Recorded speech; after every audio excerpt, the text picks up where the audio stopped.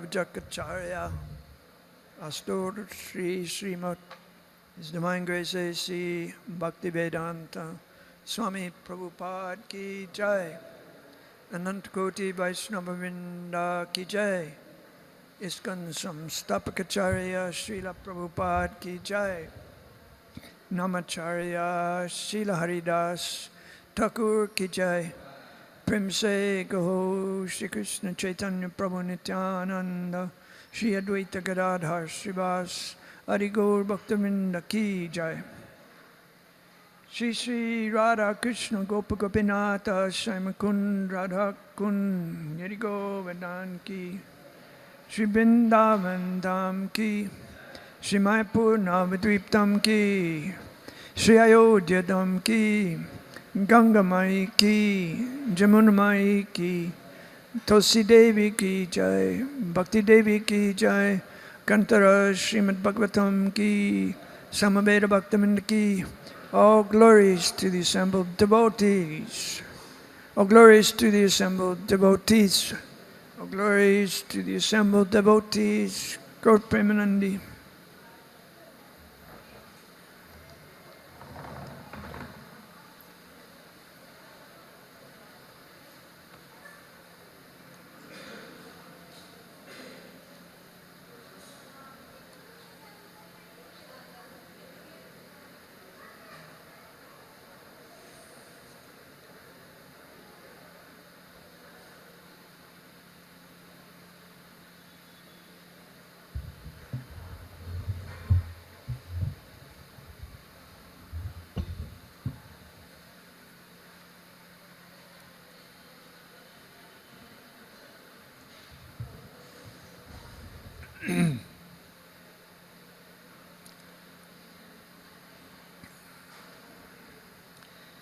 Om Namo Bhagavate Vasudevaya.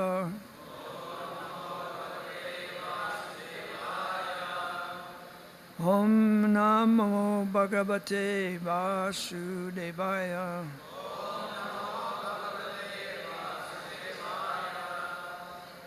Om Namo Bhagavate Vasudevaya.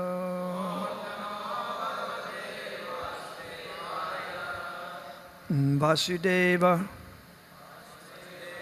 Kalananta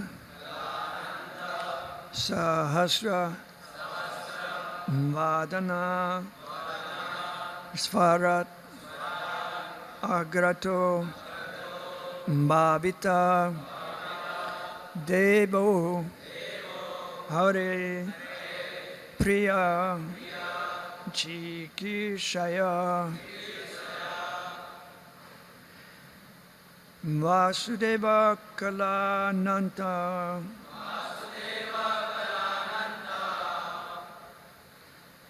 Sahasra Vadana Svarat Agrato Bhavita Devo Hare Priya Chikishaya. Please chant.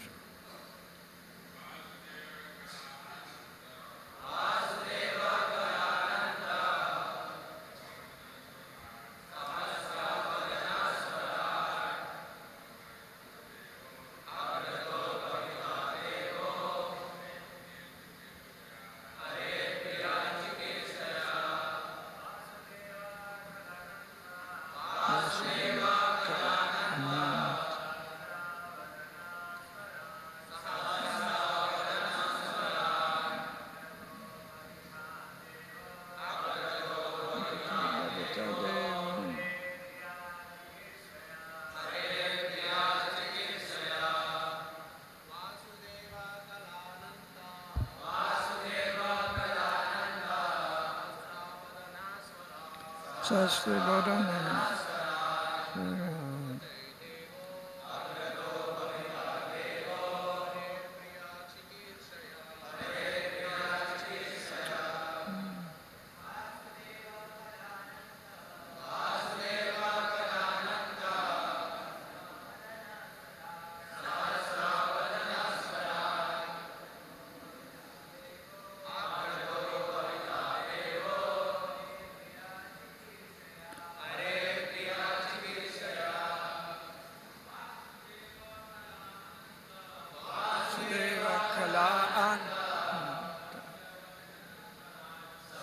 Vasavanamasvarat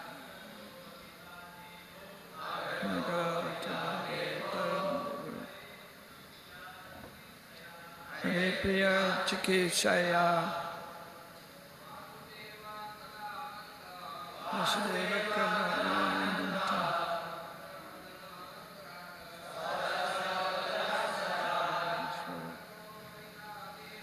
Bhagavato Bhavitade Haripriya Chikishaya. Anyone? Vasudeva Kalanta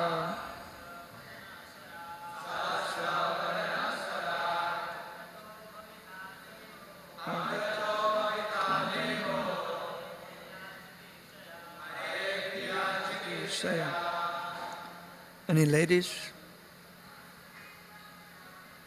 Vasudeva Kalananta Sahasrabhadananta Svarat Agata Bhavata Devo Haripriya Chikishaya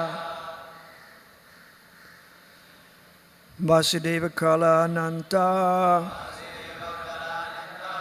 The plenary expansion of Lord Krishna, known as Anantadev or Sankarshan, Ananta, the all-pervasive incarnation of the Supreme Lord.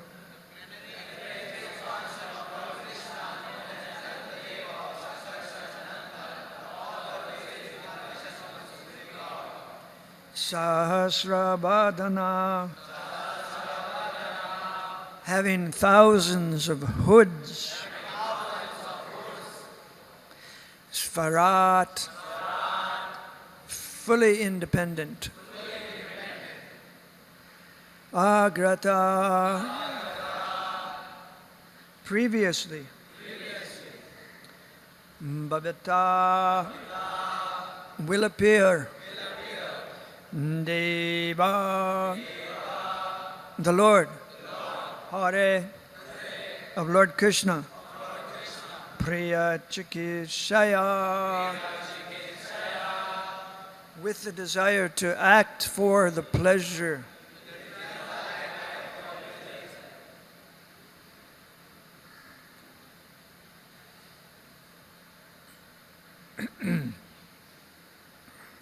Translation and purport.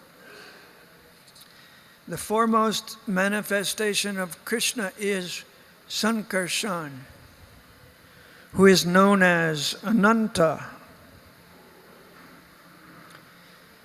He is the origin of all incarnations within this material world. Previous to the appearance of Lord Krishna, this original Sankarshan will appear as Baladev, just to please the Supreme Lord Krishna in his transcendental pastimes.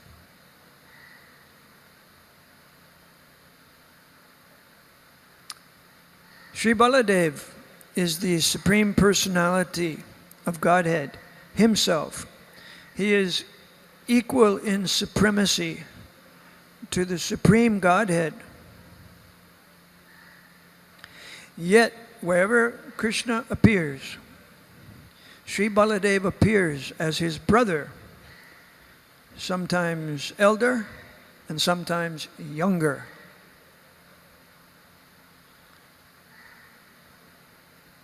When Lord Krishna appears, all his plenary expansions and other incarnations appear with him.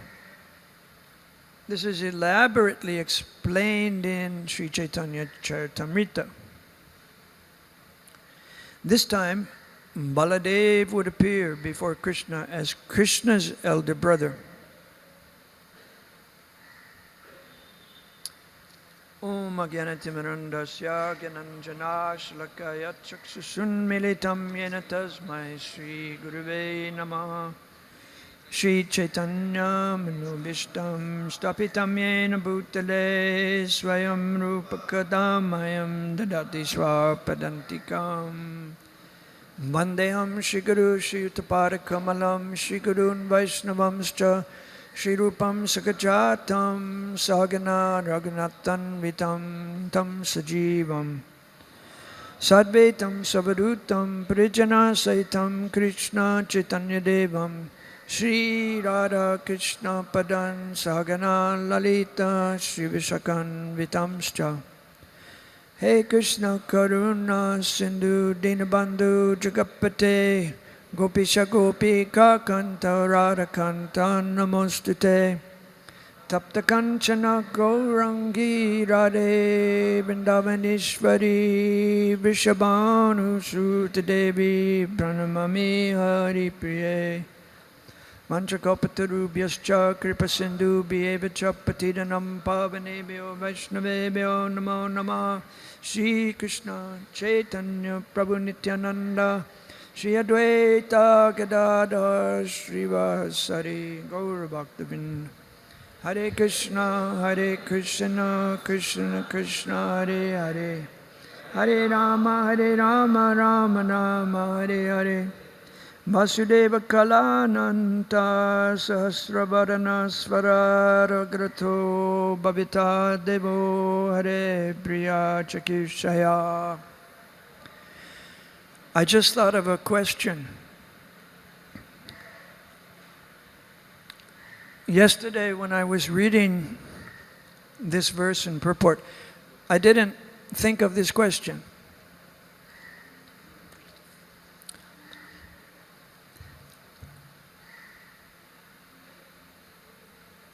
In the verse it says this original Sankarshan with 1,000 hoods will appear as Baladev. So my question is,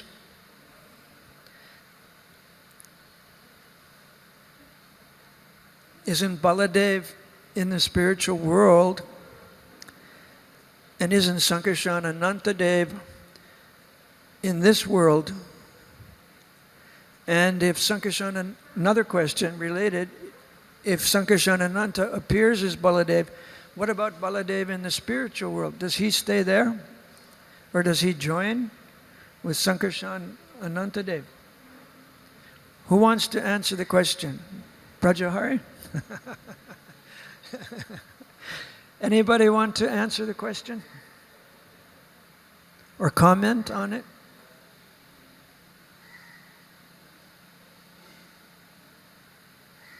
Yes?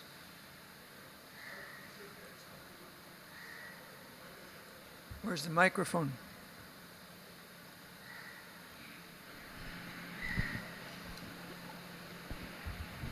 At the time of compilation, Lord Krishna and Lord Balaram had already appeared. Why the future tense is appearing in this shloka? Could you repeat the question just a little slower? Huh? Speak slower. This shloka uses future tense. Future tense, because Lord Brahma is speaking to the demigods. So he's announcing to them, I just got this message that the Lord will appear. That's why the future tense is used. Thank you. Thank you for the question. What was your question? What? What is your question? My what? My question again is, it says that Sankarshan Anantadev will appear as Baladev. Baladev is in the spiritual world. So what does that mean? That Sankarshan will appear as Baladev? I'm asking you to contemplate this question. There. Yes, he also appears. He appears first. Baladev. Yes. Before Krishna. Yes. Yes. But how does he appear in relation to Sankarshan Anantadev appearing as Baladev? That you answer. I just know that he appears first. All right, I'll try. Because I was studying yesterday, so I should have the answer.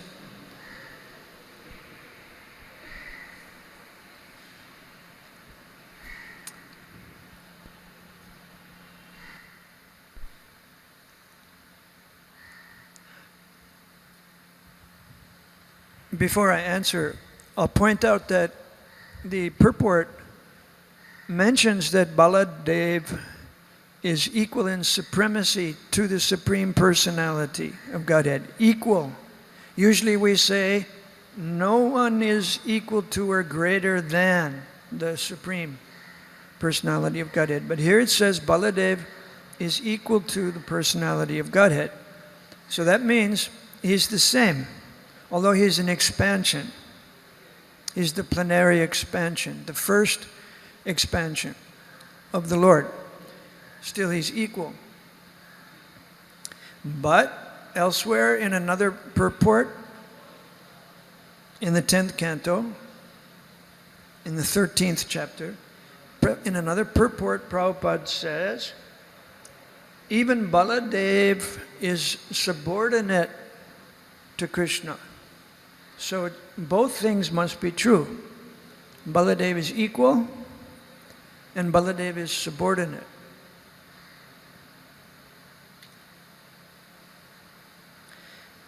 As evidence, Prabhupada quotes the Chaitanya Charitamrita. It's mentioned in the purport that the Chaitanya Charitamrita elaborates on these topics. It gives explanations of these topics. So here's one quotation from Chaitanya Charitamrita.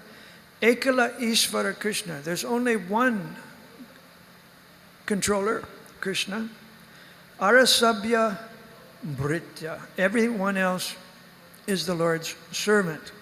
Everyone else is subordinate to Krishna.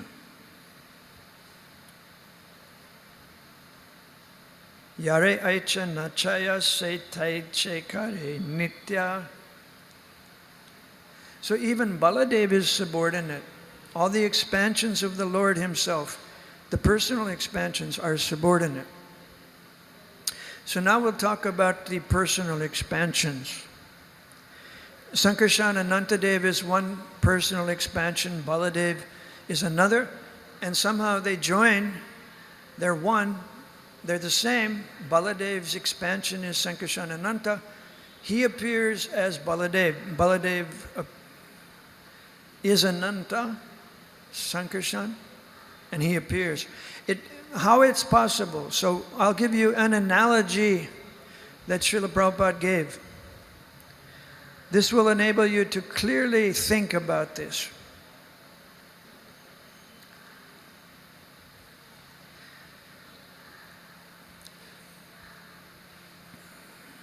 Prabhupada used the analogy of the body with its parts to explain Krishna and his expansions. So our body has various parts. There's the head, the chest, the arms, the legs. And each one of those parts has other parts. The head has ears, nose. The arms have shoulders, parts of the arm, hands. The hands have other parts, fingers and the palm. The legs have parts, the knees, the thighs, the calves, the feet. The feet have parts. But it's one body with parts. So the Lord is like that. One, Ekala Ishvara Krishna. In one sense, the parts are equal to the whole. But in another sense, the parts are subordinate to the whole. The parts do the will, they enact the will of the whole body, or the will of the one controller.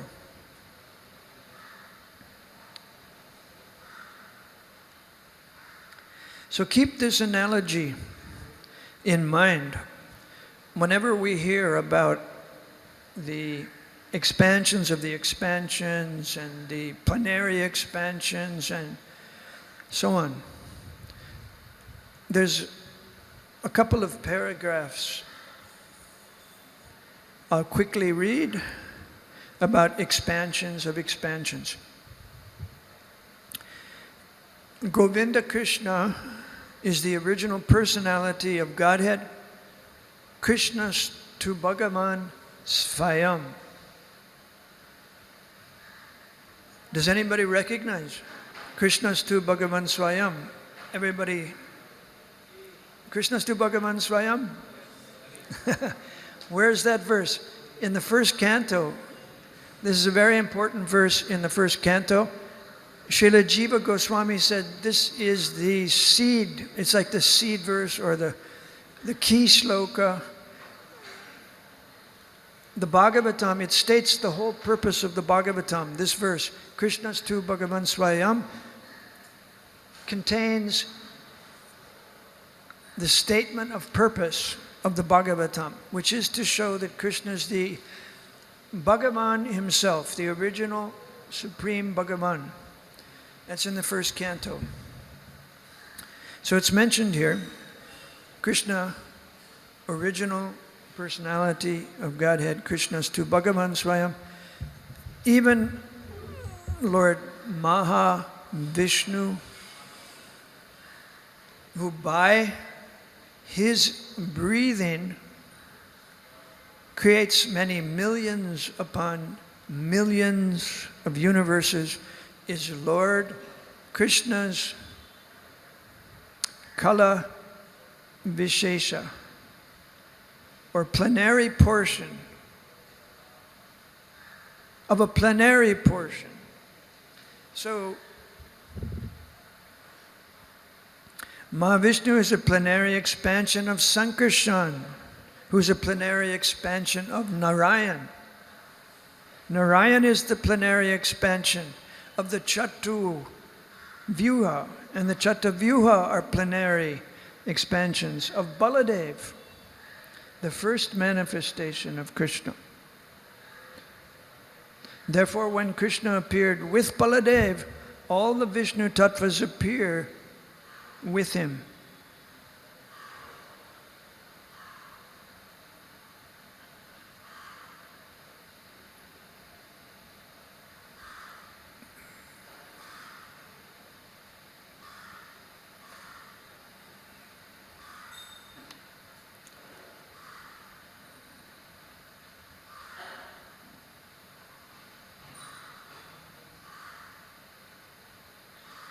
So somebody might say, well, Baladev is a plenary expansion. Maybe that's not so good. Maybe that's not as good as Krishna. Just to be an expansion of Krishna. Maybe it's better to be Krishna, the original personality of Godhead. But no, in his own way, he's equal to the personality of Godhead. But he takes the role of serving Krishna, and one of the ways he serves Krishna is by chanting Krishna's glories. He has thousands of heads, thousands of hoods, thousands of tongues. So he engages his tongues in glorifying Krishna. Just like we engage our tongues in vibrating Krishna's names. Spiritual life, our spiritual life begins with this engaging our tongues in chanting Hare Krishna. So we're doing the same thing as the plenary expansion of Krishna, Anantadev Sankarshan. We're chanting.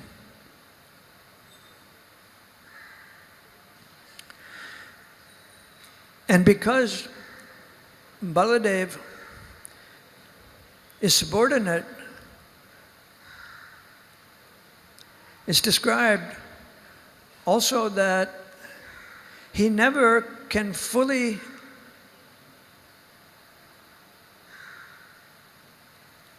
describe the glories of Krishna. He never can reach the end of Krishna's glories. Even though he has thousands of tongues reciting Krishna's glories. So Baladev is incomplete in that sense. Baladev's service is always incomplete. And therefore, it's said that even Shukadev Goswami, who gave us the Srimad Bhagavatam, he's describing only partially the glories of Krishna. The Bhagavatam is not the full description of Krishna. Shukadev could give us only the partial description.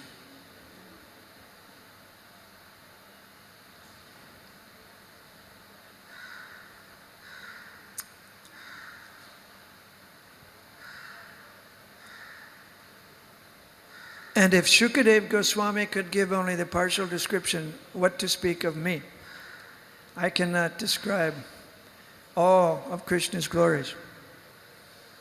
Srila Prabhupada talks about the qualifications of the speaker of the Bhagavatam. We should note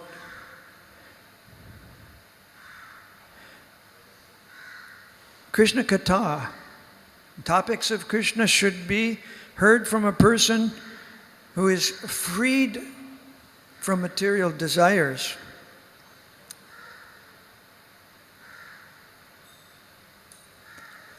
The person who recites the Bhagavatam should be finished with material desires, with no exception. There's a famous Saint Augustine in the West who prayed, in his writings he wrote, "O God, give me celibacy, but not right now.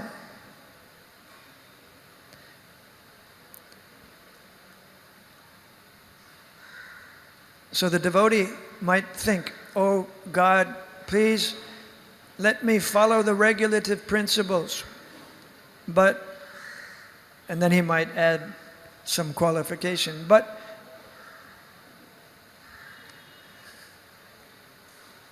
it's hard to have the pure desire to follow all the regulative principles fully.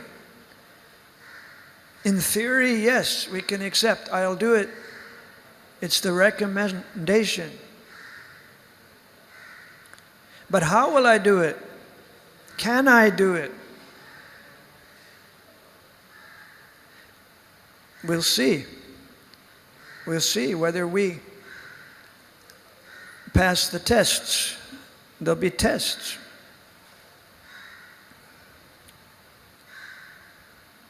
Maybe if we're bringing a lot of pious credit from a previous life to our present life, then maybe we'll be easily fixed in the regulative process.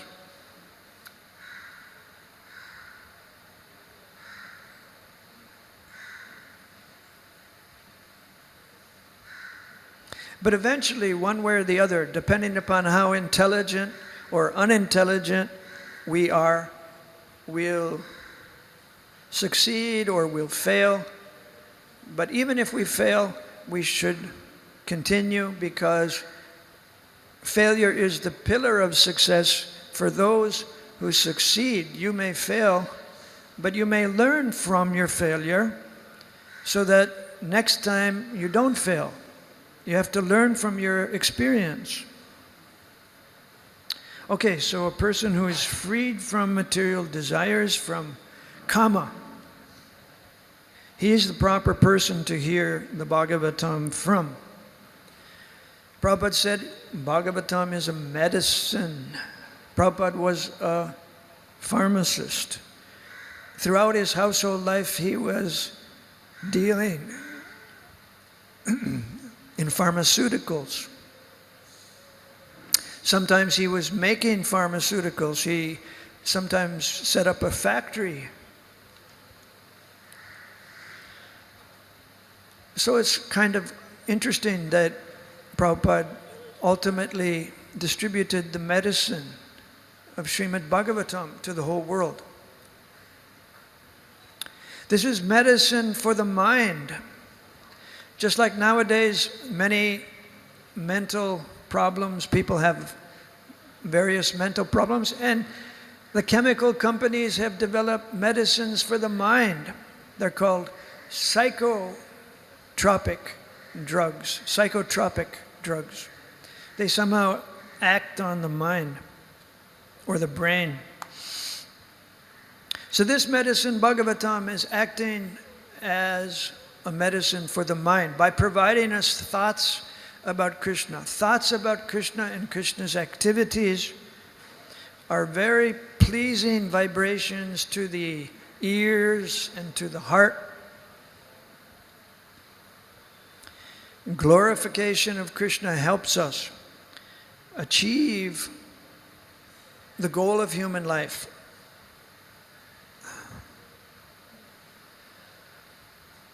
That goal is freedom from repeated birth and death.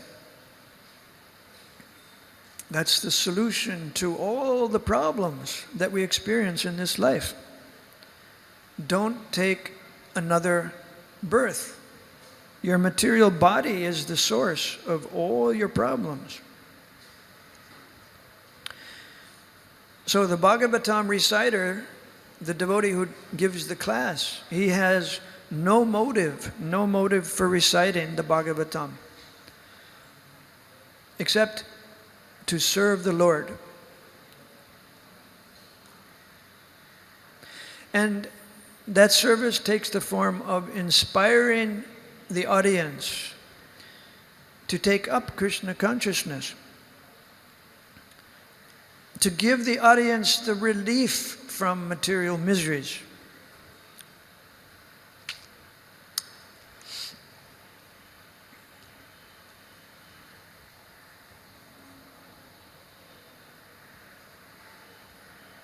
Lord Brahma describes Balaram's appearance in this verse. Balaram appeared in the Yadu Dynasty.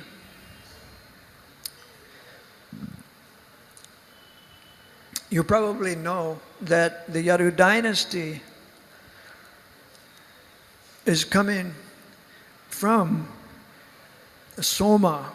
Soma is the moon god. We have a full moon now. Soma, the moon god. Full moon, very bright.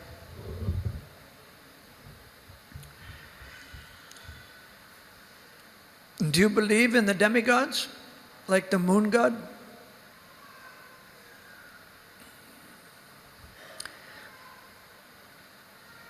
In the West, the people in Greece and Rome used to believe in the demigods because they came originally from part of India. They migrated to East Asia. Srila Prabhupada says, when Parashuram, Lord Parashuram, drove the Kshatriyas out of India, some of them went to the East Asia and settled in Greece. So they brought with them their demigod worship. So if you study classics in the university, classics are about the classical civilizations, Greece and Rome. I took some classics. So there's some interesting books about the demigods. But those thoughts, those ideas, did not last in the West. Eventually, they were replaced by thoughts of Christianity, the religions of worshiping the demigods were replaced by monotheism and Christianity and so on.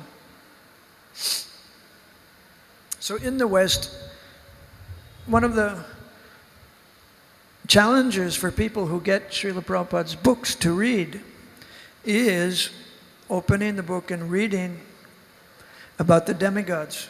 As soon as they read about Krishna, they read about the demigods, and they say, wait a minute, this is really old-fashioned. Who believes in the demigods anymore? So that's a problem, because they try to solve modern problems. For example, they want to solve problems connected to the ecology and to the climate and to the natural environment. But they don't think that the demigods are in charge of the environment.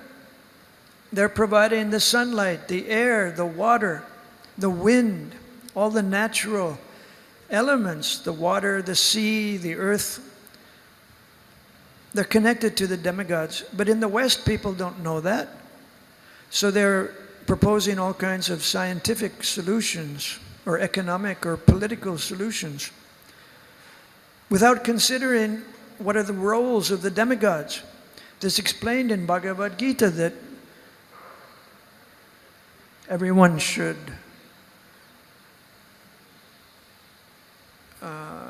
perform yajna. Yagnartat karmano netra. How is that? I know the verse, but I just quick look. Yagnartat karmano nyatra loko yam karma bandhana. 3:9.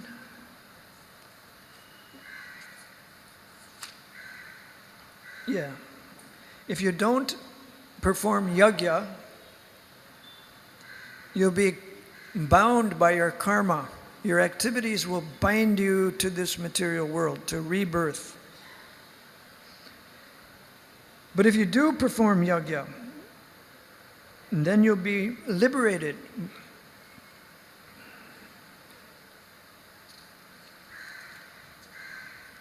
In the beginning of creation, Krishna sent forth the demigods and mankind, along with yajna, sacrifices for Vishnu, and blessed them, saying, you'll be happy if you do these yajnas. Anyway, we were talking about the moon god. That's why we ended up talking about the demigods. The moon god is the head of the dynasty in which Baladev appears and Krishna appears. Why did they choose the moon dynasty? Well, highly qualified Kshatriya dynasty, the Surya Vamsa and the moon dynasty, these are highly qualified dynasties of Kshatriyas. And Krishna and Balaram appear to establish righteousness. The Kshatriyas are meant to establish righteousness. So just around the time that Krishna appeared, just before him, his forefather was King Shurasen, who lived in Mathura. That was the capital of the Yadu dynasty. Shurasen was the chief. He was the Yadu Pati. He's the protector of the Yadu dynasty. And he lived in Mathura. So this Mathura is described in relation to Bhagavan. Mathura Bhagavan Yatra Nityam Sanihita Hari. This means that Mathura is intimately connected with Krishna. Krishna is living eternally in Mathura. This place is described by Lord Brahma also. Chintamani prakara sadmasu kopa vriksha laksha vriteshu surabhira vipalayantam.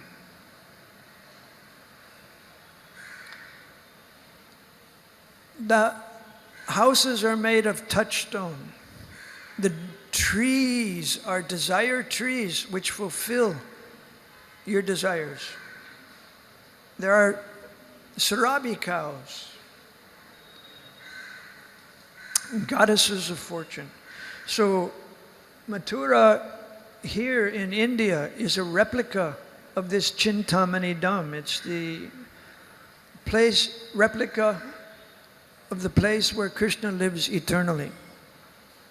So when Krishna appears here, he manifests, Baladev also manifests in Mathura. This is a place that's described in Bhagavad Gita, very, very briefly described in Bhagavad Gita in the 8th chapter, in 1 or 2 verses.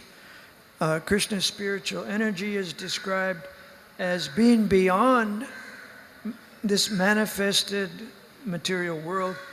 It is supreme, it is never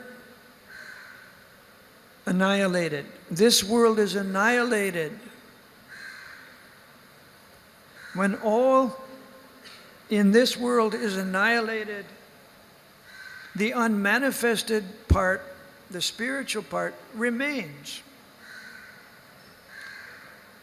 The Vedantists describe the unmanifested and infallible, the supreme destination, that place which is Krishna's supreme abode.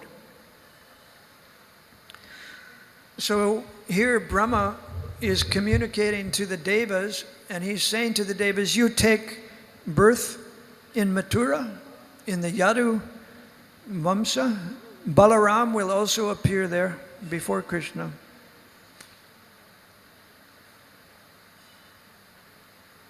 Hare Krishna. Any questions?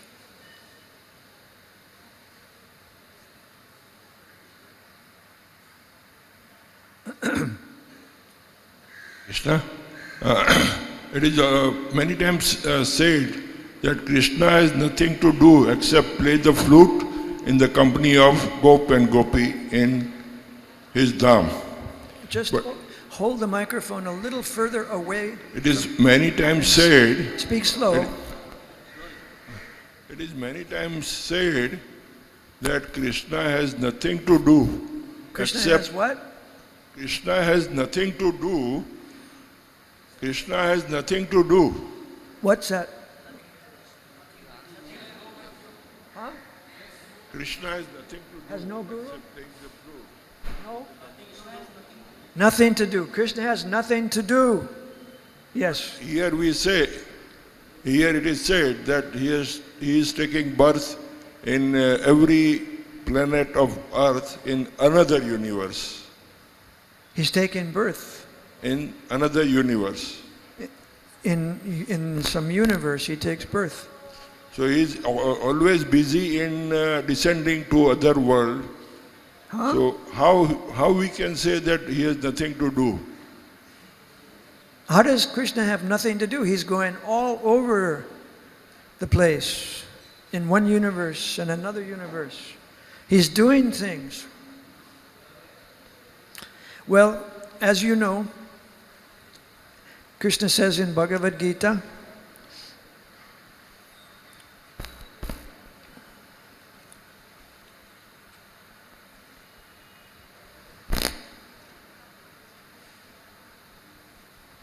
there's no work prescribed for me. Nobody can tell Krishna, you have to do this work. So nobody's telling Krishna, you have to go to that universe. Krishna goes of his own free will. He doesn't come here like we come here, forced by the laws of nature. And there's no duty prescribed for him within all these planetary systems. Nor have I any need to obtain anything. I don't need anything, yet I engage in prescribed duties. So Prabhupada explains this in the purport to chapter 3, verse 22.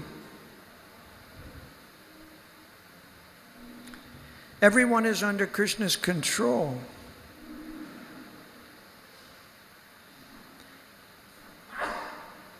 Therefore, he's transcendental to all the material leaders and the controllers. There's no one greater than him, and he's the cause of all causes. He doesn't possess a body like an ordinary living entity. He's absolute. All his senses are transcendental.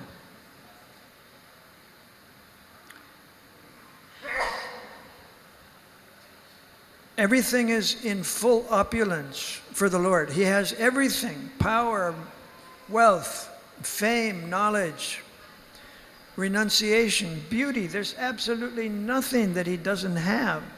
Therefore it said there's no duty, nothing to do, nothing to do. So he just enjoys. He doesn't get the results of his work. He doesn't have to have a job and earn money so that he can spend his money to take his girlfriends dancing. He just goes to the forest and dances. We have to work like a dog to get the money to take our girlfriend. So that's the difference. Yet Krishna engages in the battlefield of Kurukshetra because the Kshatriyas are duty-bound to protect the distressed. So Krishna wants to show the world how to live, how to become happy. That's his compassion upon us. And his compassionate nature is represented by Srimati Radharani. She's Krishna's compassionate nature. Therefore we address her first in the Hare Krishna mantra. Hare Krishna. One more question. I have lived in Japan for 20 years. They are not performing any yajna. They are violating all the regulatory principles in bulk. And still there is no famine. Water is always in good quantity, sufficient for the population. But they are not performing any yajna. Whereas in other parts of the world, famine is there and flood is there. So how we can justify this sloka in Bhagavad Gita that you have to perform yajna? They are the beef eaters. They eat pig and beef in bulk quantity. Still, they have all the facility. Can I ask somebody to repeat the question that understood it? Hare Krishna. His question is, he lived in Japan for about 20 years. And try him. You can try it. You can try it. Okay. he lived in Japan. In Japan? Yeah. For about 20 years he lived in Japan. Japan. You lived for 20 years in Japan. Yeah. And there he saw all prosperity. There is no drought, there is no scarcity of water. There's a lot of water. There's the tsunami in Japan. Remember the tsunami in Japan? Okay, Japan might have a nice culture, yeah? His question is why there are no natural calamities in Japan? Oh, come on. There are no natural calamities in Japan. What else? Why? Well, he asked a long question. Is there other parts? How we can understand the verse of Bhagavad Gita, by doing yajna we get water, but without doing yajna they are getting everything. Without doing yajna, the Japanese got a lot of water. Hare Krishna. Thank you very much. Hare Krishna. Glories to Prabhupada.